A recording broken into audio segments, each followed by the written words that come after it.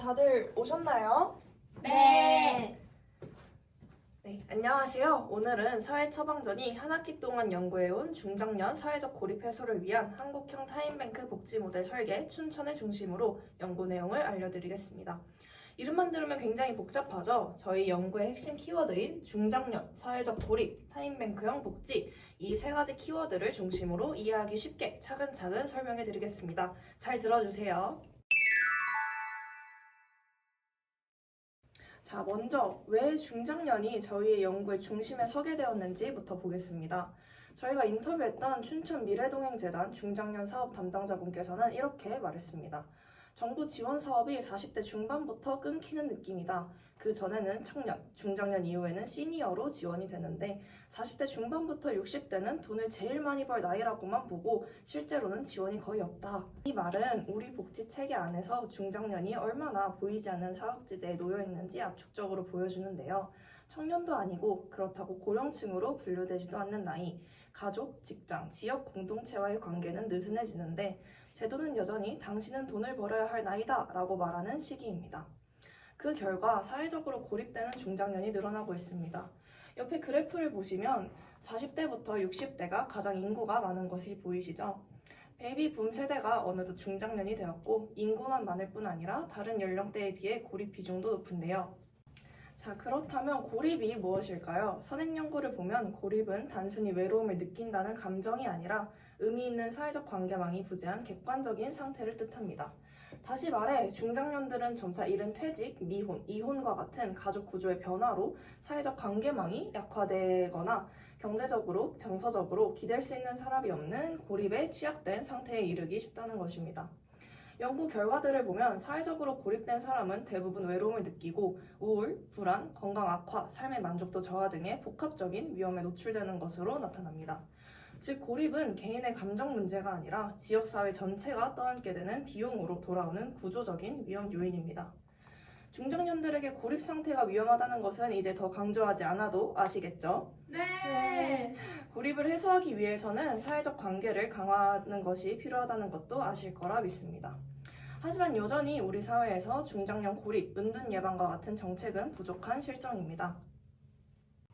이러한 문제의식을 바탕으로 저희는 중장년의 사회적 고립을 완화하기 위한 사회적 네트워크망의 형성을 위한 참여형 복지 모델로서 타임뱅크를 제시하고자 합니다.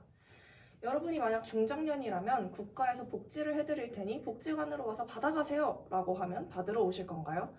도시락 배달을 하면서 안부를 물으러 오겠다 하면 받으실 건가요? 나는 아직 일하고 있는데 왜 돈을 받아야 하지? 복지관에 가서 복지를 받을 만큼은 아닌데 자존심이 상한다와 같은 생각이 들지는 않나요? 물론 받고 싶어 하시고 받아야 할 분들도 있으실 겁니다. 그러나 실제로 저희가 중장년층과 인터뷰를 해봤을 때 자존심을 이유로 복지 수혜자가 되는 것을 머뭇거리는 분들이 많았습니다.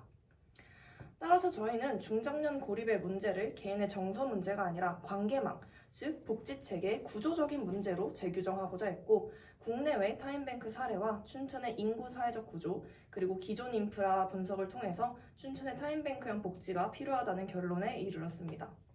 한마디로 중장년을 복지의 수혜자로 한정짓는 것이 아니라 복지의 참여자이자 복지의 기여자로 재구성하는 모델을 설계하는 것이 저희의 핵심 목표였습니다. 저희가 P2P와 P2A가 혼합된 민관협력 타임뱅크 모델의 구체적인 설계안까지 설명해 드릴 테니 끝까지 집중해서 들어주세요. 집중! 집중!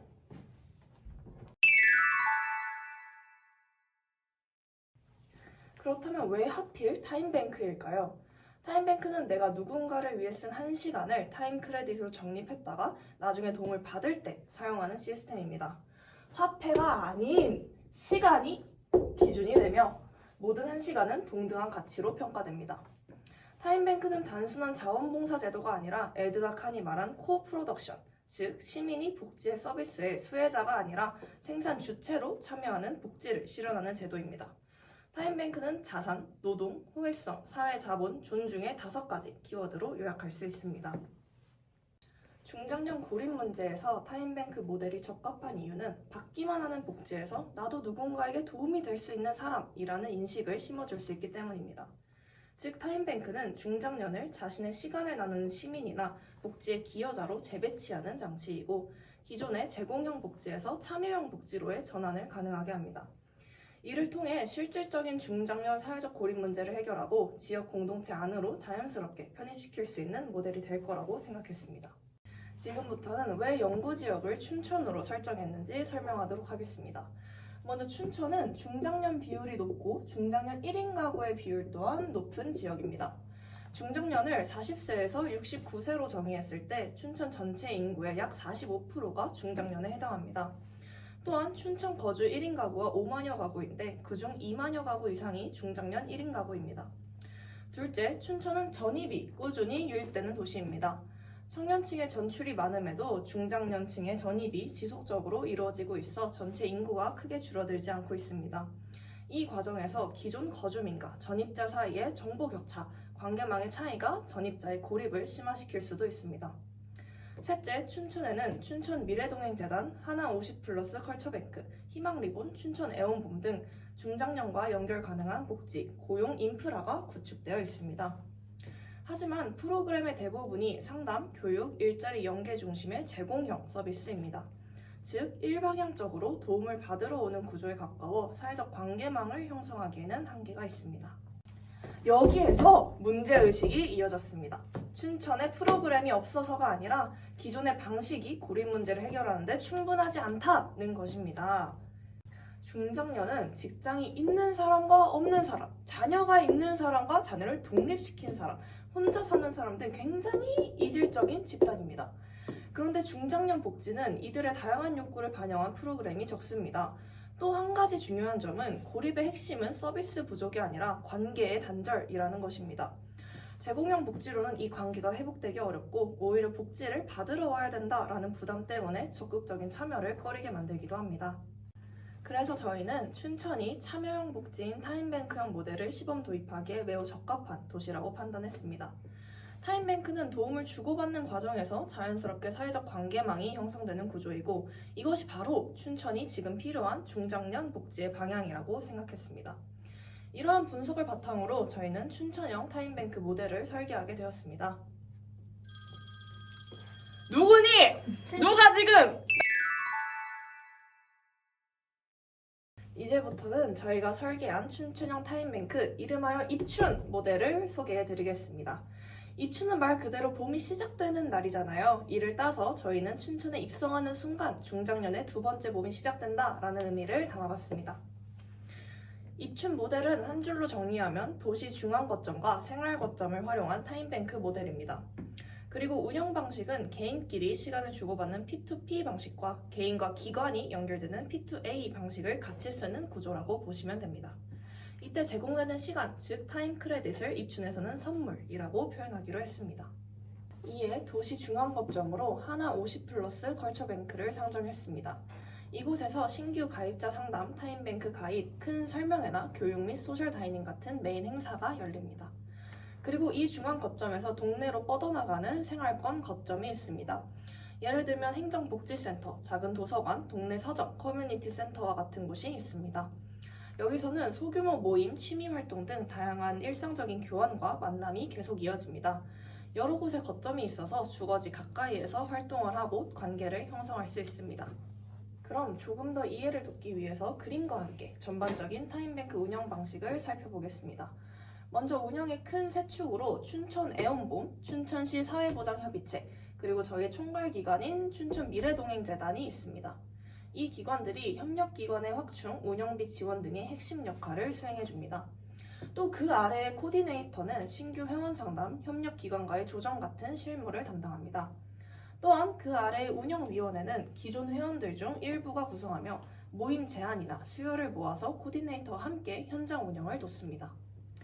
마지막으로 맨 아래를 보시면 회원과 회원 사이의 P2P 교환, 즉 서로가 서로에게 시간을 나누고 타임 크레딧 선물을 주고받는 구조와 오른쪽에 회원과 기관의 P2A 구조, 즉 도서관, 행복센터, 중장년 기술창업센터와 같은 곳에서 활동을 하거나 프로그램을 이용하면서 시간 크레딧 선물을 받을 수 있는 구조가 마련되어 있습니다. 자, 그럼 타임뱅크를 시간 순서대로 다시 설명해 보겠습니다. 첫 번째, 가입을 해야 합니다. 코디네이터가 1인 가구 중장년을 발굴하거나 전입자에게는 신고를 할 때 홍보를 하고 기존 중장년 교육 프로그램에 참여했던 중장년에게 크레딧을 주면서 타임뱅크에 가입을 하게 합니다. 두 번째, 가입하면 설명회에 참석하여 타임뱅크 방식을 배우고 주민끼리 서로 대화를 나누고 얼굴을 익히는 시간을 가집니다. 또한 가입하면 웰컴 크레딧으로 일정 크레딧을 주어 프로그램을 경험하게 할 예정입니다. 그 뒤에는 모임이나 1대1 나눔 교환을 자유롭게 할 수 있습니다.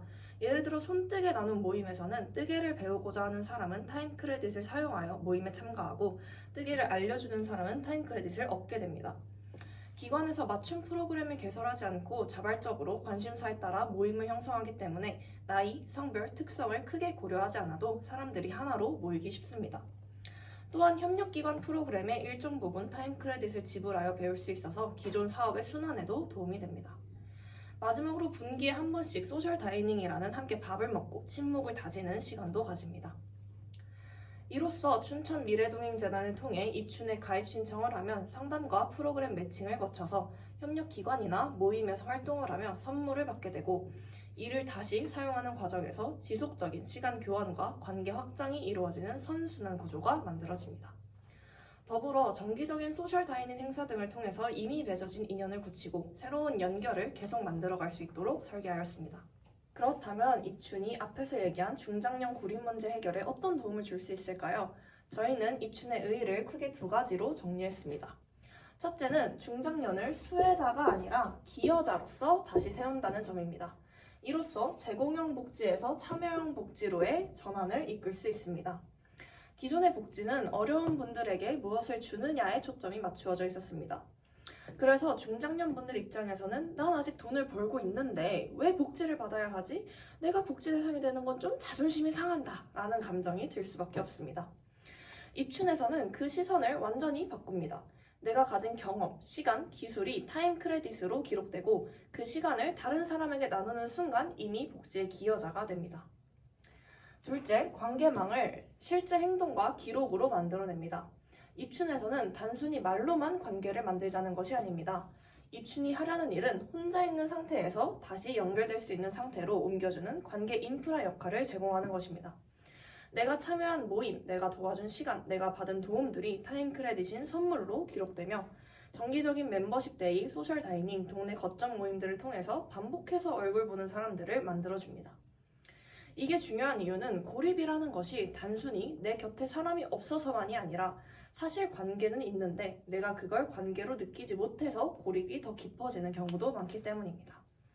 그래서 저희 입춘은 중장년이 나는 혼자가 아니다 라는 감각을 다시 회복하게 해주는 관계 회복형 복지 모델이라고 정리할 수 있습니다. 이제 마지막으로 연구를 하면서 저희가 느꼈던 점을 간단히 나누고 마무리하겠습니다. 처음에 중장년 고립이라는 주제를 잡았을 때만 해도 솔직히 말해서 저희 또래와는 조금 거리가 있는 얘기처럼 느껴졌습니다. 그런데 인터뷰를 하고 설문 결과를 보고 통계를 하나하나 들여다보면서 어느 순간 이런 생각이 들었습니다. 어쩌면 이 이야기가 우리의 부모님 그리고 미래 우리들의 이야기가 될 수 있겠구나. 특히 관계망이 있는 것은 좋지만 복지 대상이 되는 건 아직 좀 부담스럽다라고 말씀해 주시던 중장년분들의 말이 오래 남았습니다. 그 말이 저희에게는 관계를 어떻게 정책으로 만들 것인가 라는 질문으로 돌아왔습니다. 그래서 저희 팀은 단순히 돈을 얼마나 줄 것인가, 어떤 서비스를 더 추가할 것인가 보다 중장년이 서로의 삶에 다시 스며들 수 있는 구조를 만들 수 없을까라는 고민에서 입춘 타임뱅크 모델을 만들게 되었습니다. 물론 지금 이 모델은 하나의 설계안일 뿐입니다. 실제로 정책을 도입하려면 예산, 인력, 제도화 과정에서 갈등 같은 현실적인 문제들이 많이 남아 있습니다. 그럼에도 저희가 이 연구를 통해 확신하게 된 건 중장년 고립은 개인의 성격 문제가 아니라 관계와 제도의 문제라는 점, 그렇다면 관계를 설계하는 정책이 반드시 필요하다는 점이었습니다.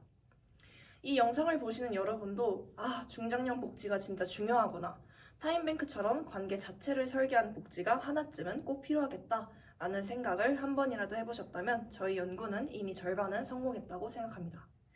여러분도 그렇게 생각하시나요? 네.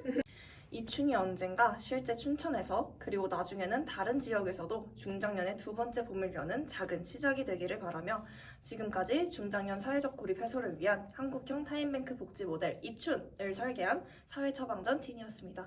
들어주셔서 감사합니다. 하나, 둘, 셋. 감사합니다. 자, 이제 진짜 다 집중합시다. 지금부터 중요합니다. 이제부터는 저희가 설계한 춘천은 타임뱅크 이름하여 입춘 모델을 적고 해야겠네.